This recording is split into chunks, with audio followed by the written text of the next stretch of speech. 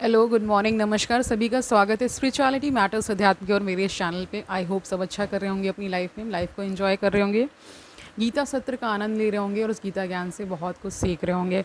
तो हमने 12वां अध्याय शुरू किया था जिसका शीर्षक भक्ति योग है। अभी तक इसमें 12 श्लोक हो चुके हैं, आज 15 तक कंप्लीट करेंगे। ठीक है, शुरू करें आज का सेशन। Let's get started. तो 13 और 14 एक साथ गिवन है, उसको देख लीजिए।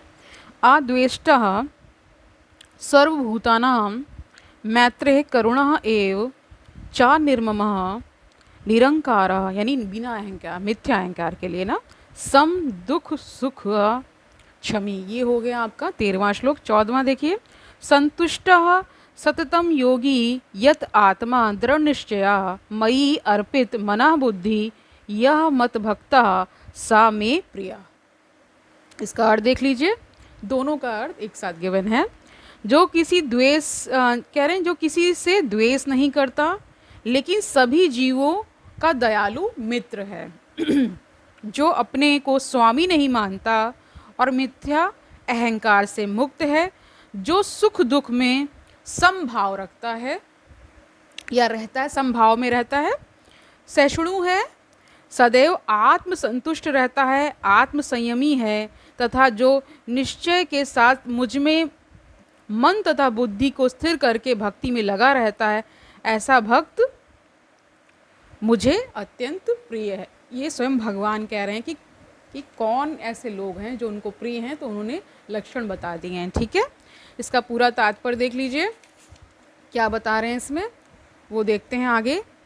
देखिए, जो भी श्लोक यहाँ पे गीता में बताए गए हैं और गीता के माध्यम से हमें मिले हैं, वो देखिए अपने चरित्र में उतारने के लिए कहा गया है। जो भी चीज़ें यहाँ बताई जा रही हैं, अगर उसका आप कहते हैं 1% भी कर लेते हैं तो कल्याण हो जाएगा। ठीक है, इसका तात्पर्य देखिए। शुद्ध भक्ति पर पुनः आकर भगवान इन दोनों श्लोकों में शुद्ध भक्त के दिव्य गुणों का वर्णन कर रहे हैं।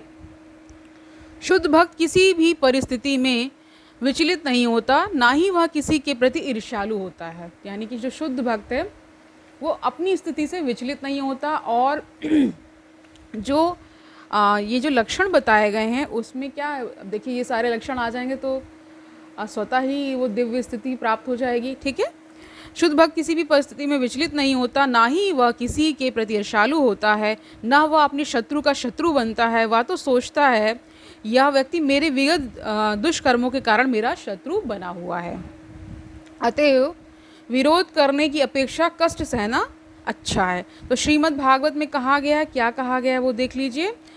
तत्ते अनुकंपाम सुसमीक्षा समीक्षा कह रहे सुसमीक्षमाणो भुजान एवा कृतम विपाकम। तो यहाँ पे क्या कह रहे हैं, जब भी कोई भक्त मुसीबत में पड़ता है तो वह सोचता है कि यह भगवान की मेरे ऊपर कृपा ही, यानी कि आप ये समझिए। देखिए, अनुकूल परिस्थितियों में तो सब कहते हैं भगवान है भगवान है, लेकिन अगर आपके अगर प्रतिकूल परिस्थितियाँ भी आ रही हैं, उस स्थिति में भी अगर आपका अविचलन है, यानी कि आप अपने जो मार्ग है उससे अगर आप विचलित नहीं हो रहे, तो वही सच्चा भक्त है, वही सच्ची भक्ति कर रहा है। ठीक है, तो वही बताया गया है कि भगवान की अनुकंपा उसमें देख लेता है। जो कहते हैं प्रतिकूलता आती है उसमें भी क्या समझता है कि भगवान की ही अनुकंपा है। ठीक है, वही बताया गया। मुझे अपने विगत दुष्कर्मों के अनुसार इससे कहीं अधिक कष्ट भोगना चाहिए था, या तो भगवत कृपा है कि मुझे मिलने वाला पूरा दंड नहीं मिल रहा है। ठीक है, भगवत कृपा से थोड़ा ही दंड मिल रहा है, अतएव अनेक कष्टपूर्ण परिस्थितियों में भी वह सदैव शांत तथा धीर बना रहता है। भक्त सदैव प्रत्येक प्राणी पर, यहाँ तक कि अपने शत्रु पर भी दयालु होता है। ठीक है, निर्मम का अर्थ यह है कि भक्त शारीरिक कष्टों को प्रधानता नहीं प्रदान करता, क्योंकि वह अच्छी तरह जानता है कि वह भौतिक शरीर नहीं है। जब आपको इस बात का भान हो जाएगा, ज्ञान हो जाएगा कि आप ये शरीर नहीं है, ये केवल एक इंस्ट्रूमेंट है जिसके थ्रू सारे क्रियाकलाप हो रहे हैं, और अंततः आप क्या हैं, शुद्ध चेतना है, तो उस दिन ही फिर यही तो आपको रियलाइजेशन होना है। यही पूरी जो प्रक्रिया है, जो पूरी यात्रा है, इसी पर ही है कि ये रियलाइजेशन हो जाए, ये आत्मबोध हो जाए कि ये मतलब ये विचार आ जाए कि इसका आपको कहते हैं कि उत्तर मिल जाए कि मैं कौन हूँ, तो वहीं पर क्या हो जाता है, कल्याण हो जाता है। ठीक है, यही बताया जा रहा है यहाँ पर भी। कह रहे हैं वह अपने शरीर को नहीं, वह कह रहे हैं कि वह अपने शरीर को नहीं मानता, अतः वह मिथ्या अहंकार के बोध से मुक्त रहता है और सुख तथा दुख में संभाव रखता है। ठीक है, वह सहिष्णु होता है, यानी कि हर किसी के प्रति कह सकते हैं कि टॉलरेंस, आप ना हर चीज़ को सहन कर लेना, और भगवत कृपा से जो कुछ प्राप्त होता है उसी से संतुष्ट रहता है। वह ऐसी वस्तु को प्राप्त करने का प्रयास नहीं करता जो कठिनाई से मिले, अतः वह सदैव प्रसन्न चित्त रहता है। वह पूर्ण योगी होता है क्योंकि वह अपने गुरु के आदेशों पर अटल रहता है, और चूँकि उसके कह रहे हैं क्योंकि उसकी इंद्रियों कह रहे हैं उसकी इंद्रियां वश में रहती हैं, जो भक्तजन हैं उनकी इंद्रियां वश में रहती हैं, अतः वह दृढ़ निश्चय होता है, मतलब दृढ़ निश्चयी होता है वो। वह झूठे तर्कों से विचलित नहीं होता क्योंकि वो उसे भक्ति के दृढ़ संकल्प से हटा नहीं सकता। वह पूर्णतः अवगत रहता है कि कृष्ण उसके शाश्वत प्रभु हैं, अतएव कोई भी उसे विचलित नहीं कर सकता। इन समस्त गुणों के फलस्वरूप वह अपने मन तथा बुद्धि को पूर्णतः परमेश्वर पर स्थिर करने में समर्थ होता है, यानी पूरी बुद्धि मन सब क्या भगवान पे लगा दिया, और ये जान रहे हैं कि सब भगवान करने वाले हैं। ठीक है, भक्ति का ऐसा आदर्श अत्यंत दुर्लभ है, लेकिन भक्त भक्ति के विधि विधानों का पालन करते हुए उसी अवस्था में स्थित रहता है, और फिर भगवान कहते हैं कि ऐसा भक्त उन्हें अति प्रिय है, यानी भगवान को ऐसे लोग बहुत प्रिय हैं। ठीक है, क्योंकि भगवान उसकी कृष्ण भावना से युक्त कार्यकलापों से सदैव प्रसन्न रहते हैं। 15 देखिए, यस्मात् न उद्युज्यते लोकः लोकात् न उद्युज्यते न यः हर्ष अमर्ष भय द्वेगः मुक्तः यः सः चामे प्रियः। इसका अर्थ देख लीजिए, जिससे किसी को कष्ट नहीं पहुंचता तथा जो अन्य किसी के द्वारा विचलित नहीं किया जाता, जो सुख दुख में भय तथा चिंता में संभाव रहता है, वह मुझे अत्यंत प्रिय है।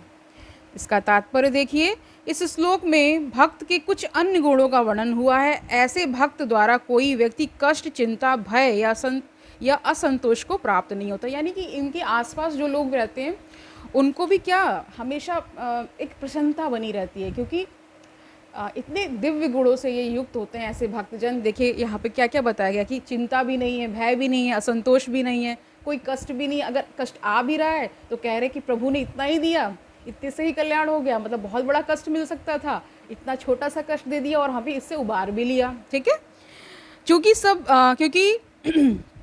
क्योंकि भक्त सबों पर दयालु होता है, अतएव वह ऐसा कार्य नहीं करता जिससे किसी को चिंता हो। साथ ही यदि अन्य लोग भक्त को चिंता में डालना चाहते हैं तो वह विचलित नहीं होता। यह भगवत कृपा ही है कि वह किसी बाह्य उपद्रव से क्षुब्ध नहीं होता, यानी जितने बाहर उपद्रव चल रहे हैं उससे कोई क्षुब्ध मतलब क्रोध आना ना, तो इससे क्षुब्ध नहीं होते, हमेशा अपनी एक स्थिति में बने रहते हैं, है ना, हमेशा कल्याणकारी शुभ भावना ही रखते हैं। ठीक है, वास्तव में सदैव कृष्ण भावना अमृत में लीन रहने तथा भक्ति में रत रहने के कारण ही ऐसे भौतिक उपद्रव भक्त को विचलित नहीं कर पाते।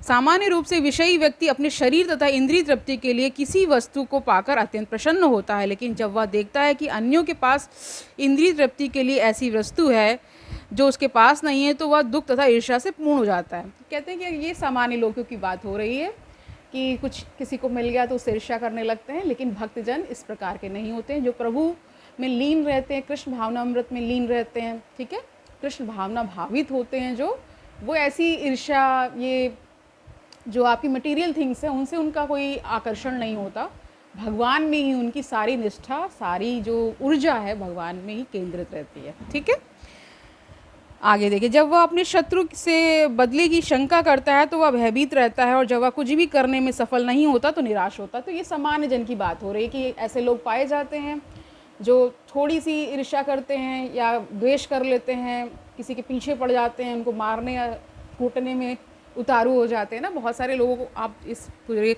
संसार में देख ही रहे होंगे। तो यहाँ पे कंपैरिजन ड्रॉ किया गया है कि जो भक्तजन के गुण हैं और जो सामान्य जन के गुण हैं उनके बारे में बताया गया कि वो तो थोड़ी सी मटेरियल थिंग्स मिल जाती हैं तो क्या होते थे, उछलने लगते हैं, अरे ये अचीव कर लिया, ये कर लिया, वो कर लिया, करते हैं ना ऐसे लोग, तो वैसा बताया गया है। लेकिन भक्तजन इसके जस्ट विपरीत होते हैं। तो कौन भगवान को प्रिय होते हैं? जो सदैव एकदम शांत चित्त रहकर और क्या करते हैं, भगवान में ही लीन रहते हैं, सारे कार्य भगवान को समर्पित कर देते हैं, जो भी उनके द्वारा कार्य किए जाते हैं वो क्या कल्याणकारी होते हैं, इस जगत के कल्याण के लिए होते हैं। इस प्रकार होता है। कह रहे हैं ऐसा भक्त जो इन समस्त उपद्रवों से परे होता है वह क्या है, कृष्ण को अत्यंत प्रिय होता है। तो आज के लिए इतना ही रखते हैं, कल हम इसका समापन कर देंगे क्योंकि 20 ही श्लोक हैं, 4 बचे हुए हैं, कर लेंगे, ठीक है। जितने भी बचे हैं रिमेनिंग 16 से 20 तक कल हम कर लेंगे, ठीक है। तो आज के लिए इतना ही, कल मिलते हैं, तब तक आनंद से रहिए, सुखपूर्वक अपना जीवन व्यतीत करिए, दूसरों को सुखी करिए, इस संसार में पॉजिटिविटी को फैलाइए। ये भी याद रखिए कि ये गीता ज्ञान कितना आवश्यक है, और जो भी आप कार्य कर रहे हैं उसकी एक बार चेकिंग करते हुए करिए कि ये जो मैं कर्म करने जा रहा हूँ क्या ये जगत हित में है, यानी किसी के प्रति कोई ऐसा तो कर्म नहीं बन रहा है जिससे आपको फिर उल्टा भोगना पड़ जाए, ठीक है। तो इसकी आप चेकिंग करते रहिए और सब कुछ प्रभु को समर्पित कर दीजिए, सब बढ़िया ही होगा, ठीक है, सब कल्याणकारी ही होगा। कल मिलते हैं, तब तक के लिए हरिओम तत्सत।